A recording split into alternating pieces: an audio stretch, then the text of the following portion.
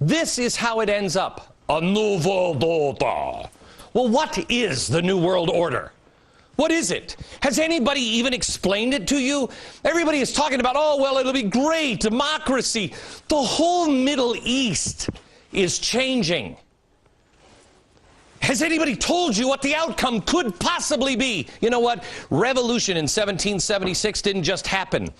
They had some of the greatest minds thinking about it, studying it out in their mind. Why are we a republic? Because they knew democracies never worked. How did we come up with our Constitution? You had the greatest minds in America working on it. Well, where are the people that are working on this new vision? I'll tell you. Oh, but it's a conspiracy theory. They'll all talk about a new world order, but they won't explain it to you. You know why? Because they know you don't want it. New World Order. Option 1, an open society with Mr. George Soros. United Nations. How many times have you heard people like Bill Clinton talk about this? It is either a borderless world where we're all told exactly what to do with something like the United Nations, or MSNBC just wrote and just read this whole thing yesterday, he's the president of the world now. There's option 1. Option 2, the United Islamic Nations. That's what the Muslim Brotherhood is calling for. The Islamic Caliphate. That's what Iran is calling for. That's what this dude is calling for. That's what this guy will be in Washington, D.C. Was it next week? Calling for here. Sharia law. That's option 2. Option 3, global communism. That's what Van Jones is calling for. Code Pink. You can call it state capitalism if you want, but this guy wants it, this guy wants it, this guy wants it, this guy wants it. You tell me, where does the president fit here? Take a stand, Mr. President. Where do you stand?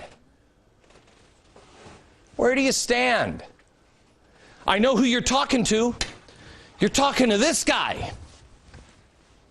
You're not even talking to your own cabinet members. Not my words, NBC. You know, the people you've been in bed to put together this new green capitalism. These are the visions on how the world shakes out, and they're not academic theories to these people. They have dedicated their lives, most of them, into making this a reality, and they are organized. Do I need to show you the picture of the clowns out front with the cheese hats? They will try to move when there is an opportunity created by a perfect storm. Well, that's what I want to concentrate on tonight. What happens? Which one is going to be the one that throws us out of balance?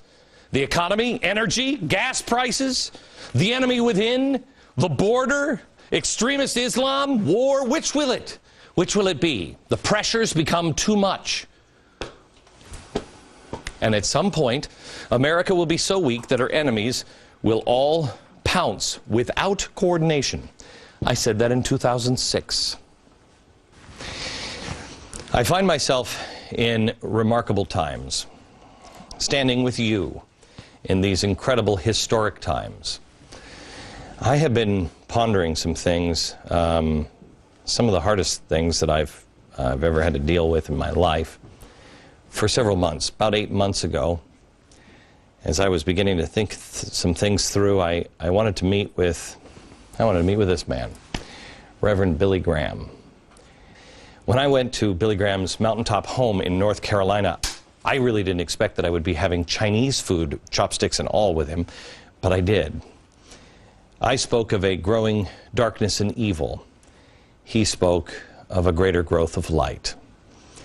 I remember growing up as a kid, watching him on TV in the summer in my grandparents' house. They'd have his crusade on, and like most kids, I guess, I wasn't really into the message necessarily.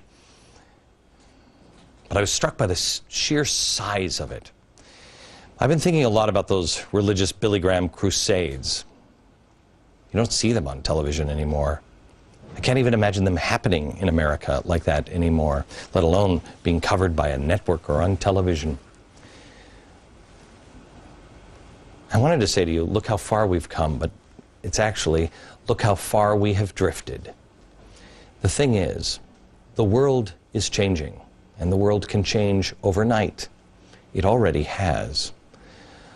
As all of these things change, and the pressure on Israel and America and you grows greater and greater.